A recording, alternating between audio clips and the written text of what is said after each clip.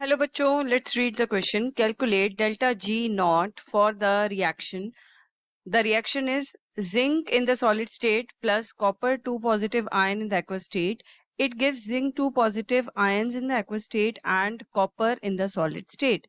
Given E naught for Zn 2 positive and Zn, that is minus 0.76 volts, and E naught for copper 2 positive copper, that is plus 0.34 volts.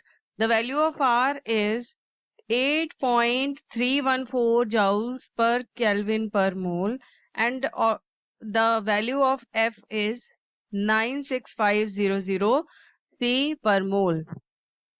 Option B is give two advantages of fuel cells. So first of all, तो हम ये समझेंगे कि इस question का जो की concept है वो क्या है। तो सबसे पहले हम समझेंगे अबाउट द इलेक्ट्रोकेमिकल सेल्स के बारे में। तो इलेक्ट्रोकेमिकल सेल्स जो है ये बने होते हैं टू हाफ सेल्स के, जहां पर ऑक्सीडेशन और रिडक्शन होती है। तो यहाँ पर जो ई नॉट है ये क्या है? It is the difference between the reduction potentials of the two cells. Now, अब हम बात करेंगे standard cell potential, that is E naught cell. तो इसको कैलकुलेट करने के लिए हम अप्लाई करते हैं formula E naught cathode minus E naught of anode. अब बात करेंगे गिव्स फ्री एनर्जी और सेल पोटेंशियल के बीच में जो रिलेशन है। तो डेल्टा जी नॉट जो होता है दैट इज इक्वल टू, अब डेल्टा जी नॉट क्या है? Gives free energy change. वो किसके बराबर होता है? एन। ये क्या होता है? Number of moles of electron जो ट्रांसफर किए जाते हैं रिएक्शन में। यहाँ पर माइनस भी लगा देते तो minus n multiplied by F. F क्या है? फेरेडेस कांस्टेंट, जिसकी वैल्यू हमें गिवन है 96500 coulombs per mole, multiplied by E naught cell. अब ई नॉट सेल क्या है? Standard cell potential. तो ये रिलेशन है। अब इसको सबको हम अप्लाई करेंगे क्वेश्चन में। So let me explain the answer now. अब हमें पता है कि रिडक्शन पोटेंशियल हमें गिवन है, तो ई नॉट Zn2 पॉजिटिव Zn, इसकी वैल्यू क्या है? माइनस 0.76 वोल्ट है। अब ई नॉट जो है कॉपर 2 पॉजिटिव कॉपर का, इसकी वैल्यू क्या है? प्लस 0.34 वोल्ट है। अब यहाँ पर जो जिंक है ये ऑक्सीडाइज हो रहा है, तो इट इज ऑक्सीडाइज। तो ये कहाँ होगा? ये एनोड पर होगा। और जो कॉपर है ये इट इज गेटिंग रिड्यूस्ड। तो अगर ये रिड्यूस हो रहा है तो ये कहाँ पर होगा? कैथोड पर। तो इसको हम एनोड और कैथोड हमें पता चल गया कौन कौन से हैं। अब यहाँ पर हम जो ई नॉट सेल का फॉर्मूला पीछे लिखा था that is E naught cathode minus E not anode, उसमें हम वैल्यूज पुट कर देंगे 0.34 वोल्ट माइनस 0.76 वोल्ट। तो यहाँ से हमें वैल्यू आ जाएगी 1.10 वोल्ट की। अब हमें कैलकुलेट करना है गिब्स फ्री एनर्जी चेंज। उसके लिए सबसे पहले हम लिखेंगे कि number of moles of electrons transferred, that is the value of n। अब n की वैल्यू क्या है? n is equal to 2। क्योंकि जिंक जो है ये क्या दे रहा है, जिंक 2 पॉजिटिव आयन दे रहा है, यानी कि 2 इलेक्ट्रॉन्स यहां से रिलीज हो रहे हैं। और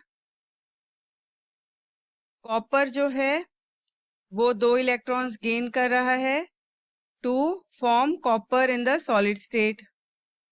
तो ये इस वजह से जो N है उसकी वैल्यू आ जाएगी 2।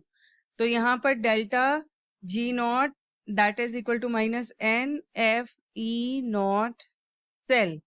तो यहाँ पर सबकी वैल्यू हम पुट कर देंगे।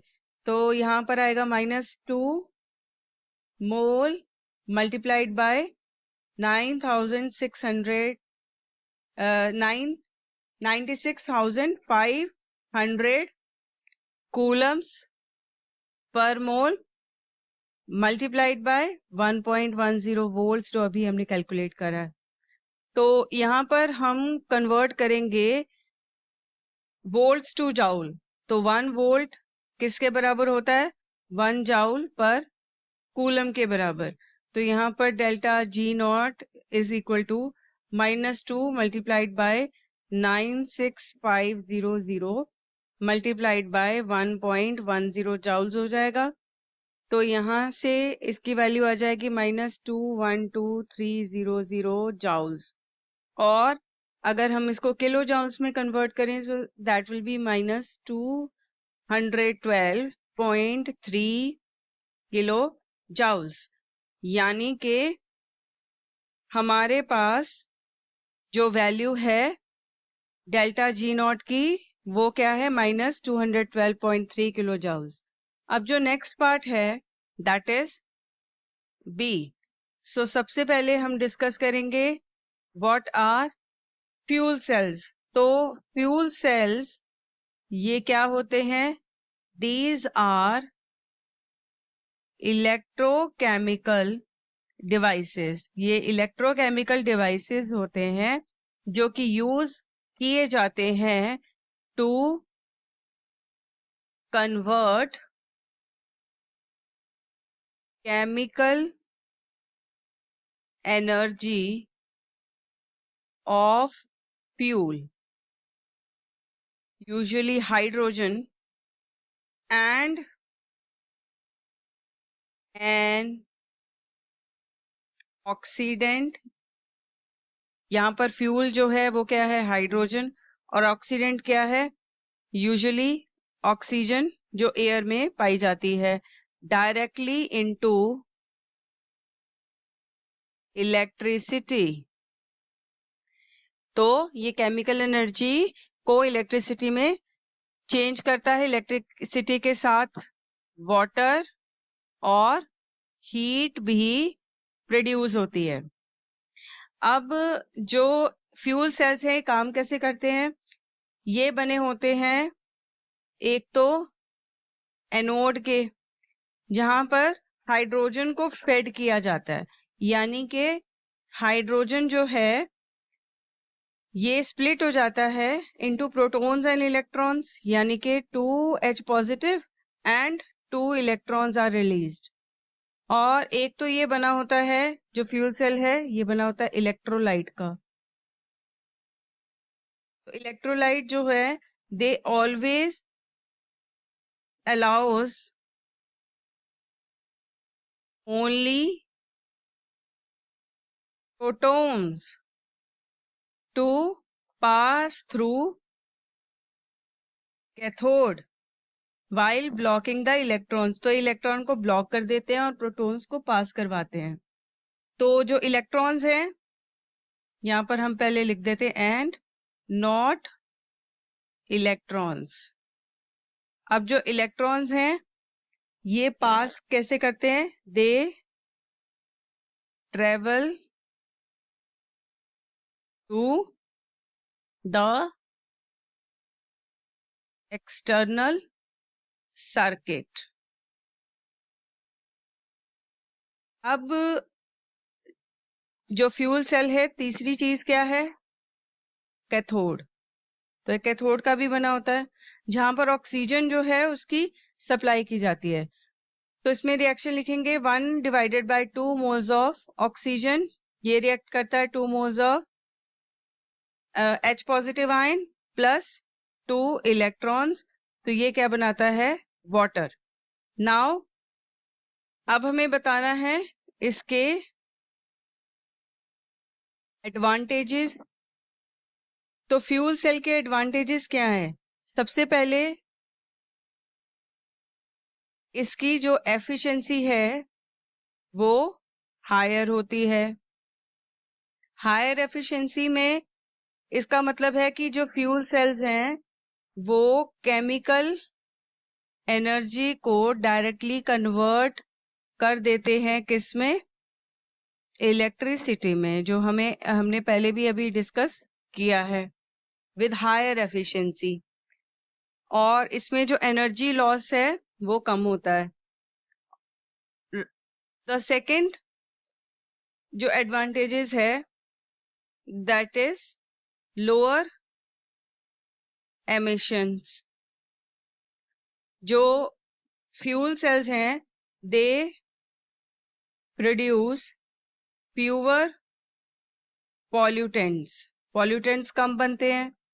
जैसे कि अगर हम हाइड्रोजन फ्यूल सेल की बात करें, दे एमिट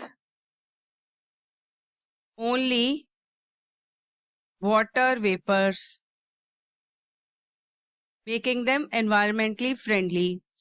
और ये सूटेबल भी होता है सस्टेनेबल एनर्जी एप्लीकेशंस के लिए। तो सबसे पहली एडवांटेजेस क्या हमने डिस्कस की, दैट इज हायर एफिशिएंसी, और सेकंड क्या है? Lower emissions.